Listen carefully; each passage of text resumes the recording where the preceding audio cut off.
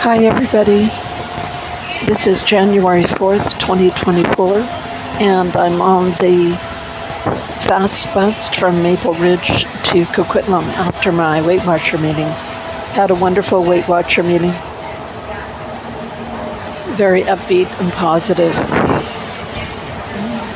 Anyways, I've been posting these videos as a form of therapy. This video journal is a form of therapy for the trauma of watching my little brother, my last surviving family member in British Columbia, in the lower mainland of British Columbia, be locked up by the BC New Democratic Party government for 588 days with no visits from me, and then die alone at Burnaby General among people who didn't understand his speech or communication.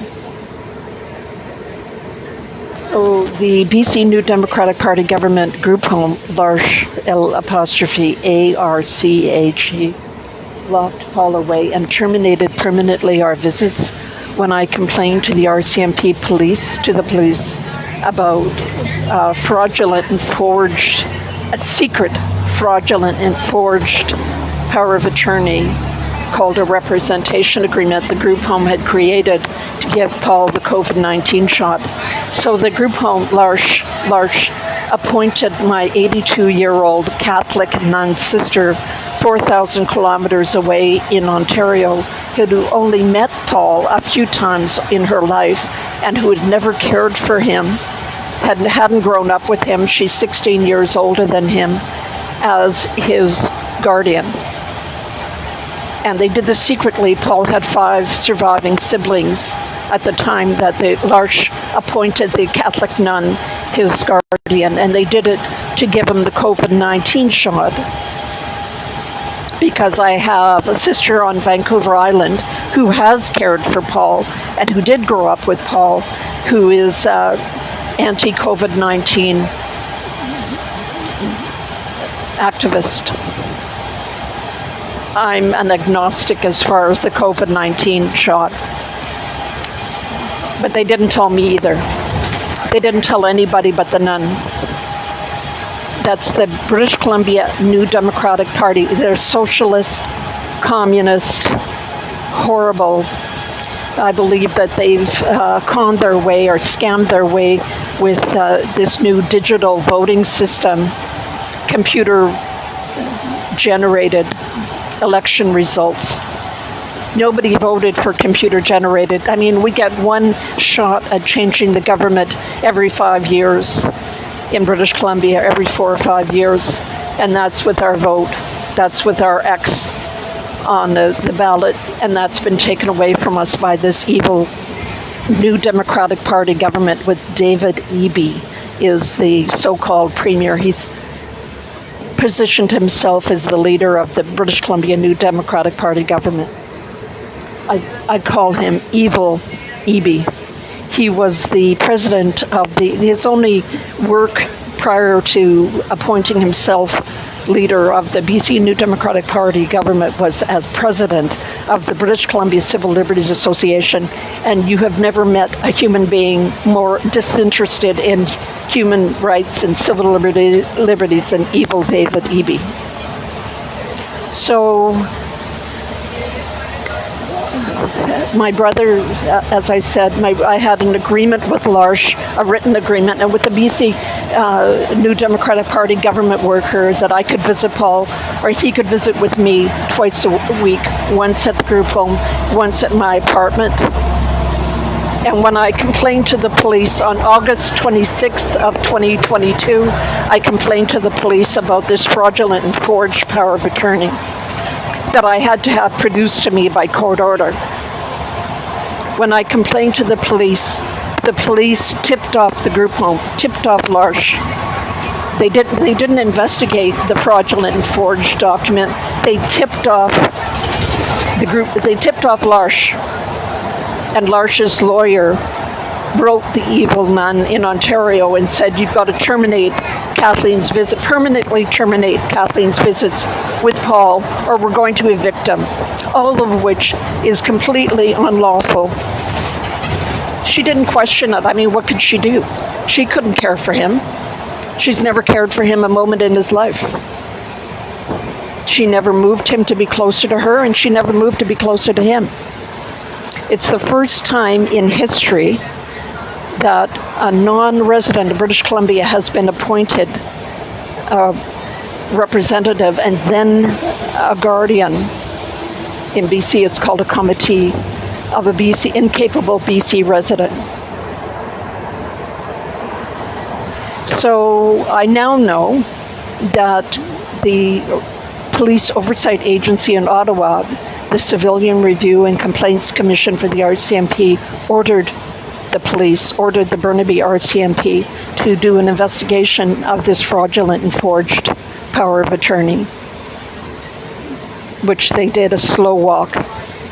I mean, Paul died within 2 days of me finding out that Ottawa had ordered the Burnaby RCMP to investigate this fraudulent and forged power of attorney, taking away all of Paul's civil rights, his freedom of association, his freedom of mobility, every right that a human being has. This document took away. And it was on the basis of that fraudulent and forged document that the evil nun was appointed Paul's guardian. Every agency that I could apply to, I applied to. Every society, every government agency, I tried to restore Paul's rights to visit with me. We were allowed a 10-minute telephone call once a week. And the reason we were only allowed a 10-minute telephone call is because the government didn't want me to have the opportunity to have Paul tested to prove that he was incapable and to get a verifiable copy of a signature. It was a forgery on this document. So they did everything to thwart the police investigation of my allegation of a fraudulent and forged power of attorney.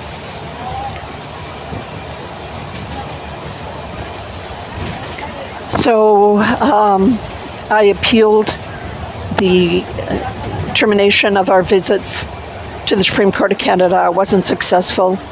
I appealed the appointment of the evil nun in Ontario as Paul's guardian or committee. I wasn't successful. And the letter from the Burnaby RCMP to me, as I said, the letter was written from the officer in charge of the RCMP to me on March 27th of last year, 2024. But they didn't send it to me or even tell me about it until they had informed the evil nun's lawyers. So I estimate that the Catholic Church has been paying for her representation, and they've got 2 law firms working around the clock. I estimate that they've spent $500,000. The Catholic Church, of which I'm a member and for which I've paid $5 a week in the collection plate, really my whole life, paid $500,000 to thwart my visits with my little brother and his civil liberties. And that, if that wasn't enough,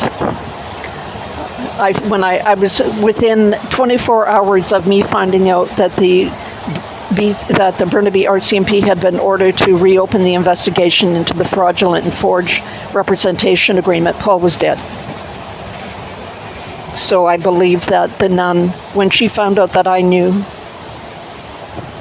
when she found out she was being investigated, she filed an application to have me declared a vexatious litigant, taking away the last remaining civil rights that I have to defend myself. And then when she found out that I knew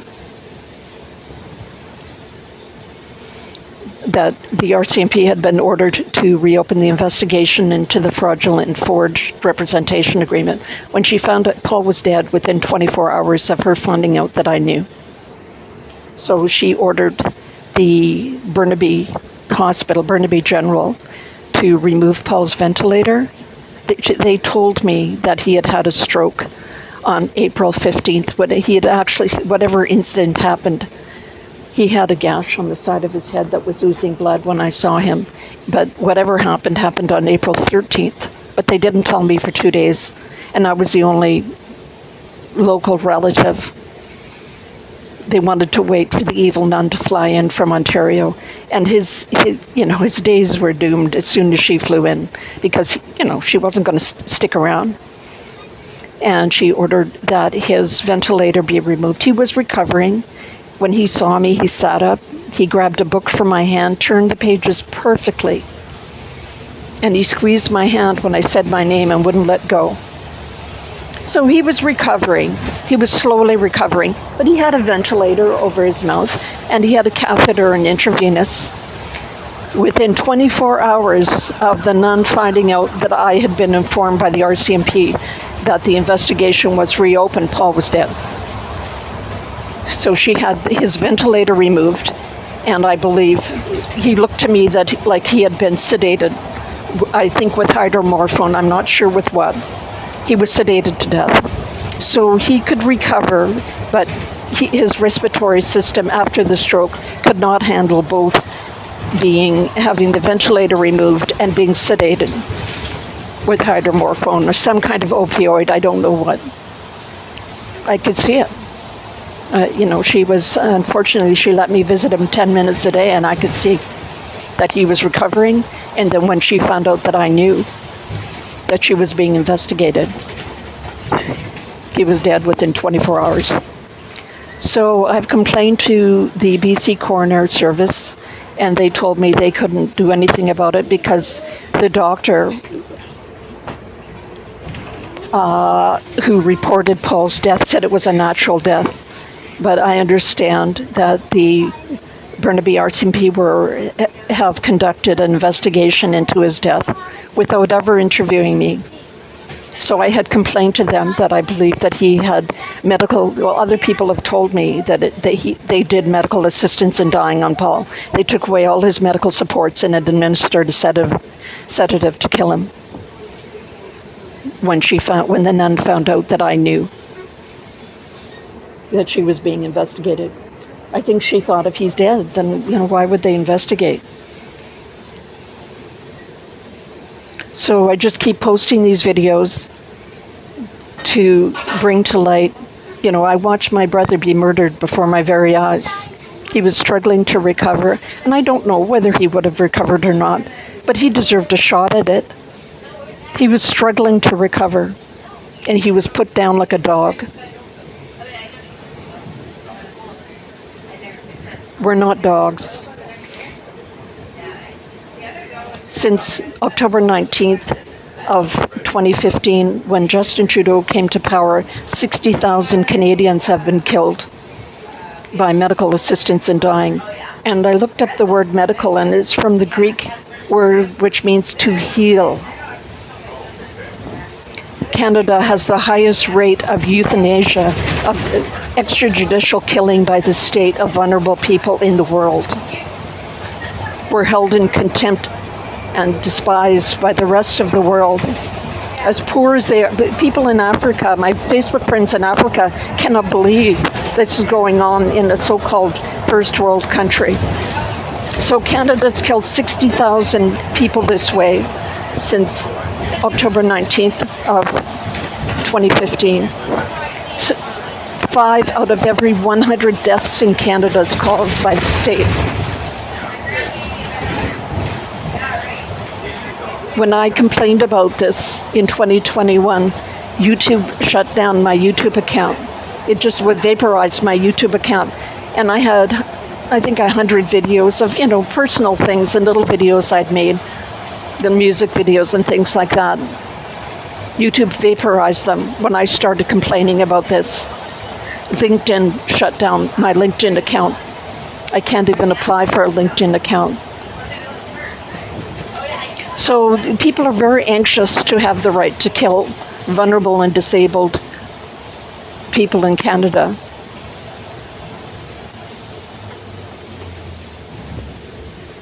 But all I want is justice for my little brother. And that is somebody being charged criminally for his murder, which I believe is in the realm of possibility. I mean, they're being investigated now. The evil nun is being investigated. But I believe it was the doctor at Burnaby General who followed her orders, withdrew all his medical supports, and sedated him to death. I've been declared a vexatious litigant by a judge in my absence. And I'm applying for leave to appeal that decision. You know, I can't do this by myself. You don't want to live in a world where vulnerable, sick and disabled people, I mean, we've already been through this. That's how Hitler started. You know, people call, you know, this person Hitler, that person Hitler. Canada is the Hitler. Justin Trudeau is the Hitler. The first thing that Hitler did was he killed sick and disabled people. He cleared out the sanatoriums and the hospitals. He called them useless mouths. He killed 350,000 vulnerable, sick and disabled people before World War II even started. And people thought, oh, this kind of makes sense. You know, they're not offering anything to society. But civilization depends on our protection of the most vulnerable members of our society. Someone asked Margaret Mead, the world's most famous anthropologist of all time, Margaret Mead. They asked her, when did human civilization start? And she said, there's human skulls 50,000 years old that show signs of healing from catastrophic injuries from which the person could never have recovered on their own. And that shows that there was a community around them that took care of them and supported them past the point that they could have survived on their own. And that's the start of human civilization. And we're watching human civilization crumble with this medical assistance in dying in Canada. Anyways, I'm at my stop now. I'm in Coquitlam. I have positive thoughts for 2025. I've got a good feeling about 2025. Canada was the first nation in 1793. Canada abolished slavery, 72 years before the 13th Amendment abolished slavery in the United States. So we've been ahead of the curve on social justice issues before.